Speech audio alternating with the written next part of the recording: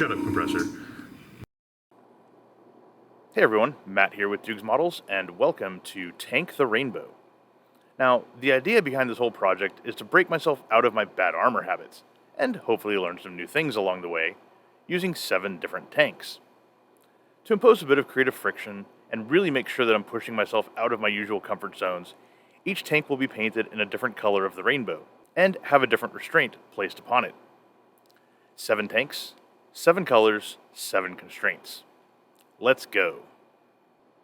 Since red is where most people start when they're listing the colors of the rainbow, you know, that whole Roy G. Biv thing, it seems a fitting place to start this whole journey as well. So here we are with Tamiya's R35 French light tank, all built up, given a bit of a cast texture boost with some Mr. Surfacer 500 stippled over the surface, and ready for paint. Now the R35's color, again, is red, and its constraint is that it all has to be done with an airbrush.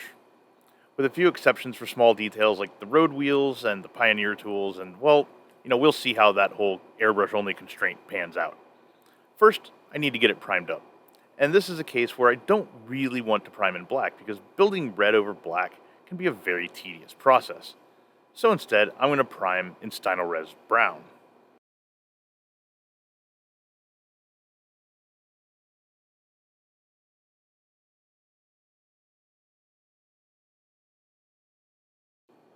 Once the primer's on, I need to lighten it up, since red isn't really going to go over brown all that much better than black. Typically, red goes down really well over yellow, and looking back, I probably should have just opted for that, but instead, I went with a very yellow tan, Middlestone.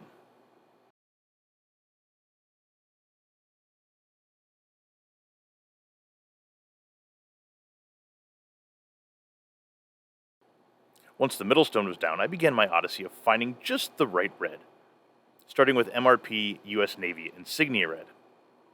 As with all of my MRP reds, this proved a bit frustrating since every single one of them seems to lean toward the orange side of red, and I wanted, fucking red. The Insignia Red was no different, it had a bit of an orange shift, so I swapped in Tamiya XF7 Flat Red, which is just red, right? Well, as it turns out, that XF7 ended up looking rather tomatoey, so I pulled out a heavy hitter, Guns C3 Red.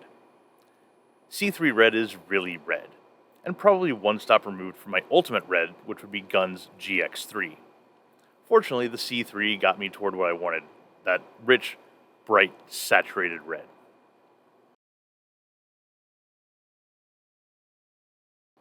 While the C3 set, I moved on to the tracks. Now, I usually add a lot of layers to tracks, and if I'm dealing with plastic, I prefer to start from Vallejo Panzer Ace's Track Primer.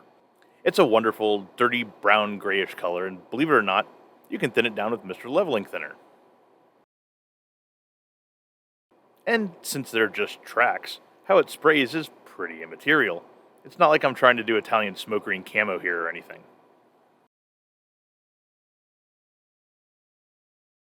Once the track primer's down, my usual MO is to start building in tones with a succession of washes. But I'm stuck with using an airbrush on this one, and that complicates things. In my experience, washes that flow and do interesting variation things when slopped on with a brush tend to go uniform and dull when they're airbrushed. To get around that, I'm going to try spraying a wet layer of odorless mineral spirits first in hopes of capturing some of that randomized flow.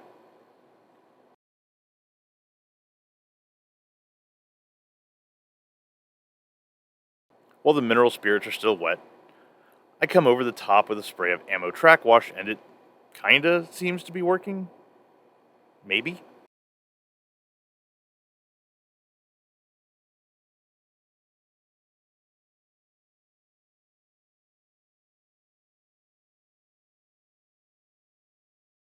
Hopping back over to the R35 proper, I need to dull down the C3.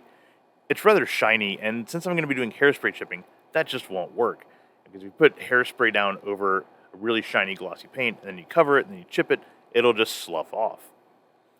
Now there are a lot of clears that can be used for this, but I'm using MRP 126 semi-matte clear since it's thin, tough, and doesn't need thinning, which speaks to my lazy heart. Next up, it's time for some hairspray. For this, I'm using Tresemme number 3, decanted and sprayed through the airbrush. Once the hairspray dries, it's time for the fade coat. And for the fade coat, I'm mixing Tamiya XF7 Flat Red and AK Real Colors RC003 White Gray.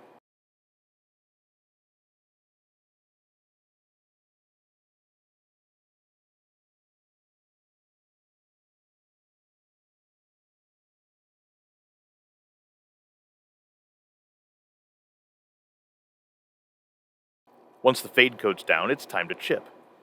Since this is more of a variation chipping exercise between different layers of paint, I'm not particularly worried about precision, so I can be a bit more reckless with how much water I load on the brush and how and where I chip.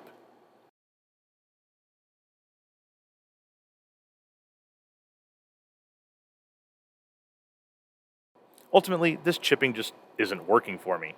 Don't get me wrong, the chipping itself is fine. It's that the fade coat just doesn't have enough contrast. And this is totally on me. I made the mistake of backing off on the light mix, which leads us to my first lesson learned in this build. Lesson: when you're dealing with contrast in armor, keep on the gas. Even if it looks wrong or exaggerated at this stage, assume that everything you do will get reduced by about half after all the various weathering machinations. Fortunately, there's an easy way to fix this. More hairspray. After laying a new coat of hairspray, I up the ratio of white gray in the fade mix and spray again, and the difference is immediately apparent.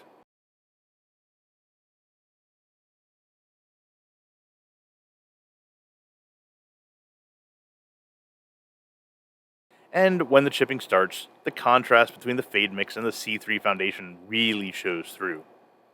Excellent.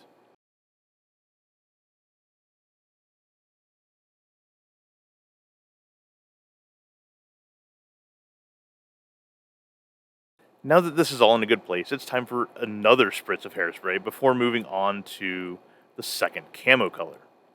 For this tank, I want to do a red, dark red scheme. In hindsight, this was probably a mistake, since a darker red is impossible to throw on armor without conjuring visions of all the Wearaboo armor in primer red. But I wasn't really thinking about that at the time. For the darker red, I mixed up some Tamiya XF7 Flat Red and XF9 Whole Red to get a nice maroonish tone.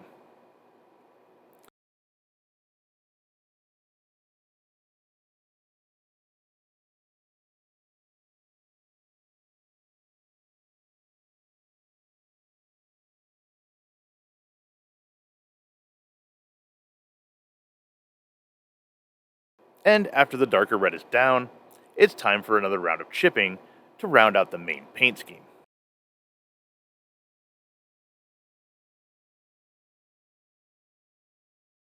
Then it's on to a quick interlude for painting the road wheels. I use Vallejo dark rubber for this, and I suppose I could have waited until later, but to be honest, I'm procrastinating here. See, the airbrush only constraint has me a bit flummoxed.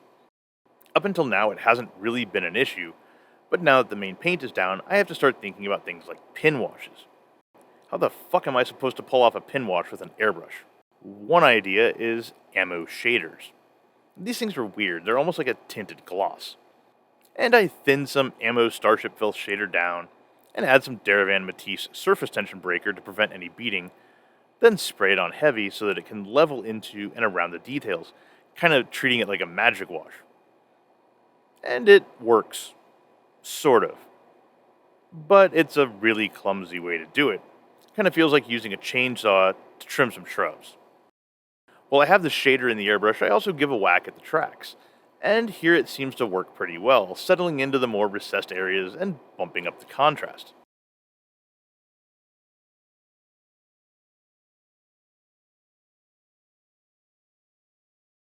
And while I continue to noodle on how I'm going to tackle the R35 itself, I swing around to the exhaust and rebase it with some black, followed by some MRP 148 exhaust metal and MRP 167 light earth. Neither really does the trick for me, so I'll have to revisit how I want to tackle the exhaust later. Back to the R35, I have an idea. Or rather, I got an idea from Uncle Nightshift. In one of his videos, Martin was experimenting with ways to speed things along by using an airbrush and some shading to do what a pin wash would normally do. and fuck it, let's try it. For this, I mix up my spray awash with Gun's Whole Red Tamiya Rubber Black and some Mr. Rapid Thinner. And it's shit. I don't know what the deal was. I don't know if I didn't thin enough, if the humidity was causing hesitation in the airbrush or what, but it's easily the worst airbrush session I've had in years.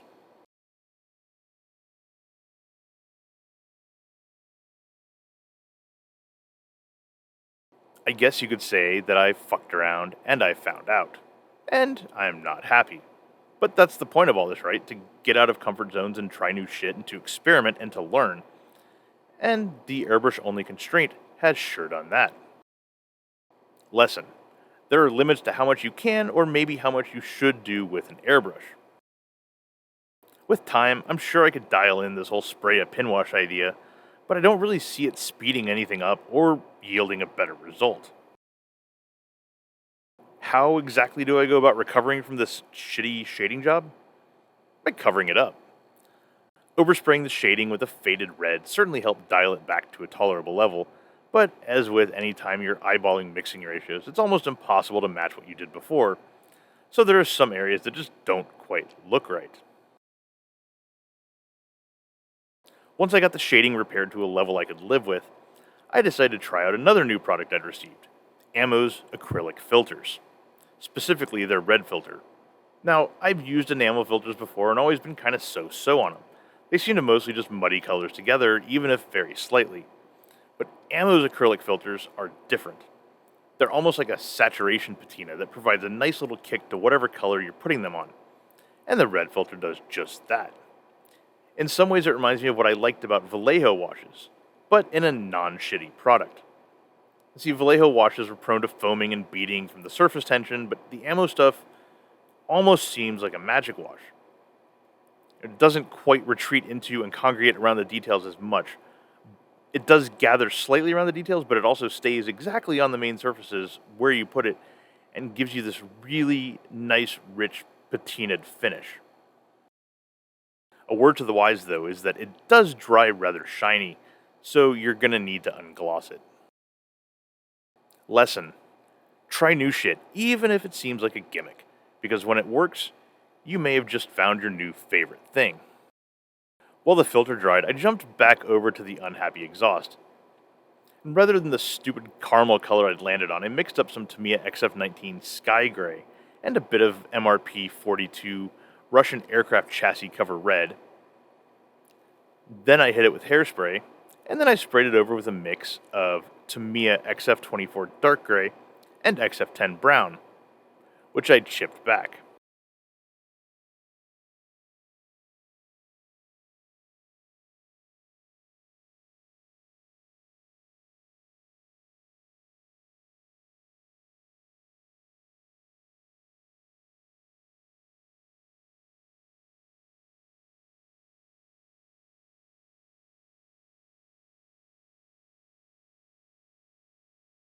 Next, I airbrushed some Ammo light rust wash and some streaking rust effects onto the exhaust,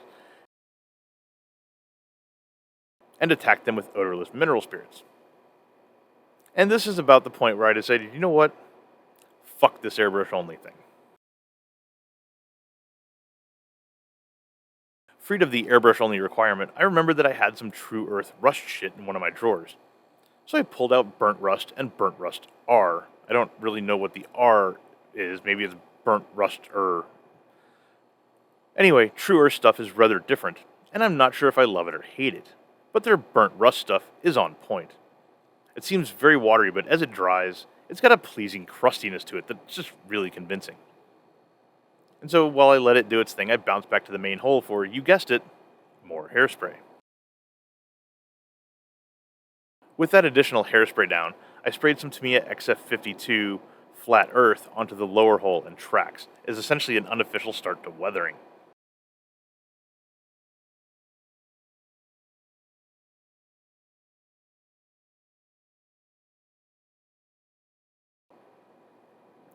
This was followed by some XF10 Brown and some XF63 German Gray sprayed on in various stippled patterns.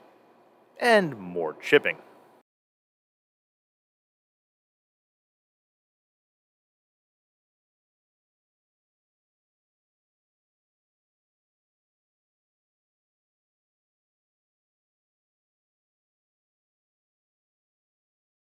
Since by this point the airbrush only requirement's been kicked to the curb, it's time to bring in some light brush play.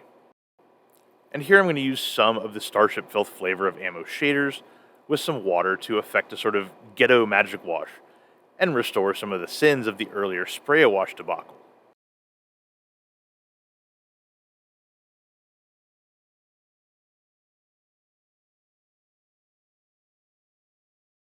Next, it's time to move into some chipping. And for this I'll be going with Martin's painted on chipping method. I don't really care for this chipping approach on aircraft, but I tried it out on a T-34 I did last year and I really liked it there. So I want to use this Tank the Rainbow adventure to really get more familiar with it. First, I'm laying in the chips with some lightened red, mixed with Vallejo flat red and AK acrylic pale red.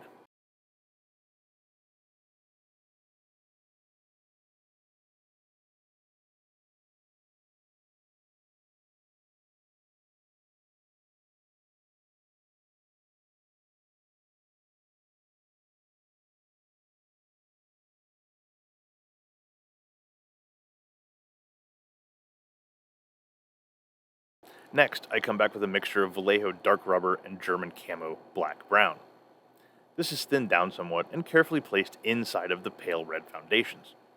The idea here is to leave just a bit of the pale red on the edges of the chips.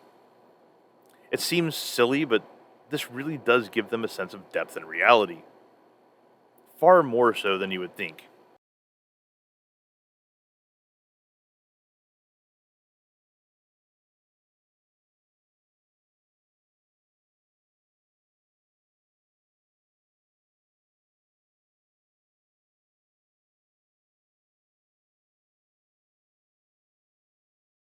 Even really clumsily painted chips like mine look passable at a glance. That lighter border really does a number on the eye. Overall, I'm mostly happy with how the chips have come out on the R35. They sure aren't perfect, but I'm gaining a better understanding of what makes them work and where. As I progress through the next 6 tanks, I want to continue working on this and refining my chipping, particularly with respect to patterning, location, and the size of the chips. And now it's finally time to move into environmental weathering. One product I've been gaining more and more of an appreciation for lately is Gun's Mr. Weathering Color, and I want to see just how far I can take this line this time out. First, let's start with some grayish brown Mr. Weathering Color on the lower hull and tracks.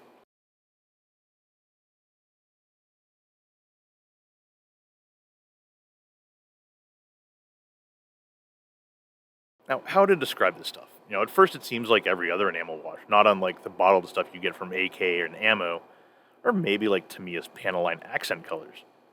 And for some shades, that's basically what it is. It's the Gun's version of all that stuff. But some of the colors have a little something extra to them. First, they go on rather thin and wet, but they dry fast. There's certainly more than mineral spirits at play here. Like Mr. Weathering Thinner, I think there's some kind of blend of mineral spirits and naphtha at play. It doesn't cook off quite as fast as naphtha, but it definitely cooks off a lot faster than mineral spirits, so it seems somewhere in between the two. Second, some of the colors, like grayish brown and sandy wash, have a certain texture about them as they dry. Almost like liquid pigments, maybe. I don't know. Anyway, as you can see, my approach with this stuff on the lower hull is to stipple it on with a ratty brush that's already lived a hell of a life. And after the weathering colors had some time to dry, I seal it with some MRP matte clear so that future layers won't accidentally reactivate it. Next, I shift into some inks, a mix of warm gray, raw sienna, and AK 3rd generation thinner. These things prove pretty compelling on my P38, and they're another layer that won't be impacted by additional enamels and oils on top. Here, they're pretty subtle for sure. Once the ink's set, it's back to Mr. Weathering Colors, this time with sandy wash. I find I prefer adding sandy wash on top of darker colors. It's one more layer and the variations really help give it a little bit of extra visual interest. As I mentioned, some of the Gun's weathering colors have a certain texture to them that isn't really apparent at first, but reveals itself as that thinner cooks off. While the gun's sandy wash dried, I went back and revisited my chips, this time going over them with a little bit of that good old true earth burnt rust. Now, I haven't used this stuff outside of this tank in years, and it's super deceptive. When you're putting it down, it seems like it's not really doing anything, but as it dries, the rust tones really pop. It's definitely a product where a little goes a long way, and you kind of have to trust it, or get to know it, since you can't rely on what you're seeing as you apply it. Still, it did a wonderful job bringing in like a rust quality on those brushed chips.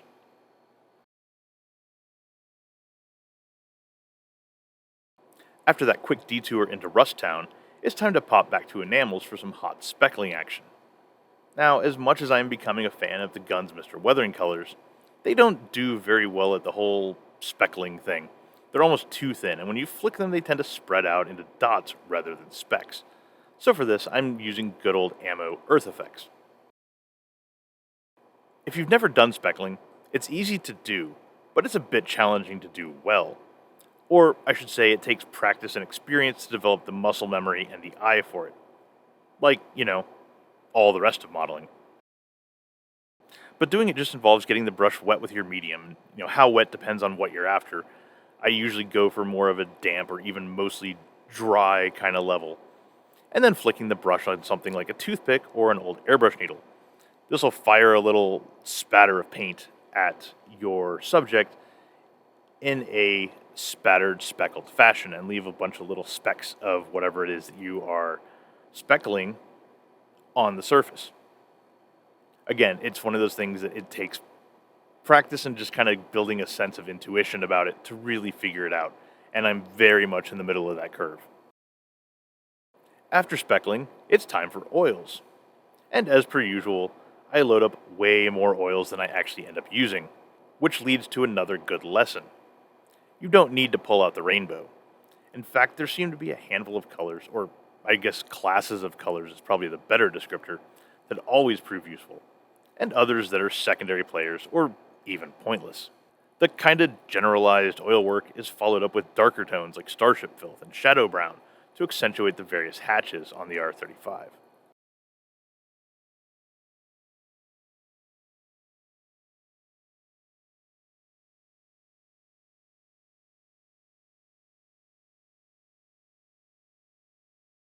And from there, it's on to the engine deck, getting it nice and grungy with some dark oils, followed by some lighter tones to break things up and introduce varying levels of contrast, hopefully without racing towards the dreaded midtones.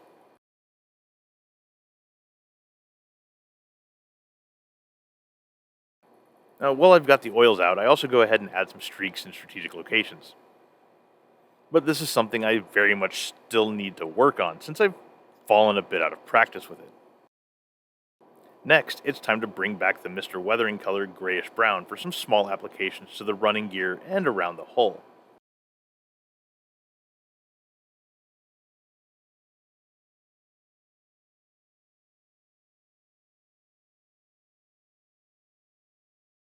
And then really dirtying up the engine deck and around the filler cap with some ABT 502 engine grease. This stuff is different from your usual oil. It's much more liquid than the other tubes, and it's glossy. It almost feels like they put engine grease in a tube, which is beneficial since it looks like the real thing. It looks like fresh oil and grease around the filler cap and the engine deck, and it's a lot of fun working with this stuff. And using brushes, foam, and the amazing Deerfoot stippler to work it all in.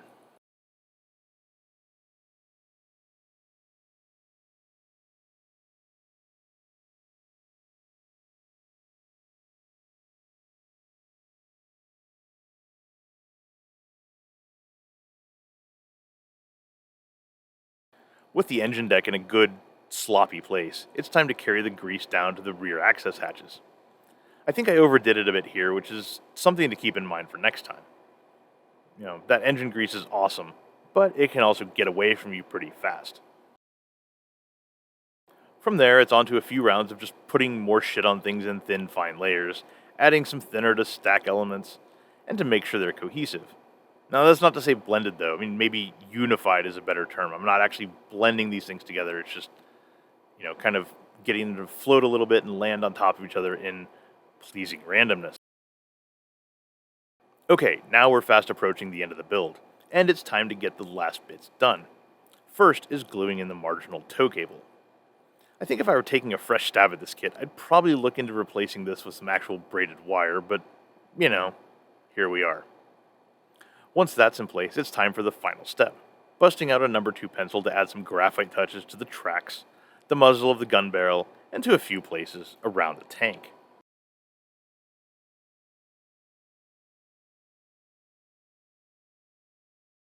And with that, the red R35 becomes the first Tank the Rainbow entry to cross the finish line. Overall, it's definitely not perfect, and I wish I'd been a bit more buttoned up during construction. But regardless, I'm still quite happy with how it turned out, and even more so with the lessons that it's imparted, which, to review, are 1. When dealing with contrast in armor builds, keep on the gas. Even if it looks like too much, hold steady because what's to come is going to tone it down anyway. Number 2, there are limits to how much you can or maybe how much you should do with an airbrush. Number 3, with ammo acrylic filters, I learned to try new shit even if it seems like a gimmick, because when it works, you may have just found your favorite new thing. Lesson 4. Well, I don't call it out exactly in the voiceover. Know your materials. Oils are different from AK and ammo enamels, are different from guns Mr. Weathering Color, are different from inks, are different from the various acrylic things that I was trying out. Different thinners have different properties too. Lesson 5. Don't pull out the rainbow for oil work. Like Lesson 4, this comes down to knowing your materials, and probably also your color theory, which I'm very much muddling through. That's why I pull out like a dozen oils and end up using 4. And that just about does it for this first Tank the Rainbow build. I hope you found my fumbling about with a ridiculously painted tank as illuminating as I did. And be sure to keep an eye out for additional entries in this series in the future. There are still 6 more tanks to go. I'm not going to peg an exact date because the bench is a really busy place right now, and the editing lift for these videos is significant. But there's still more goodness on the way. Until then, thanks again for watching, and I'll catch y'all later.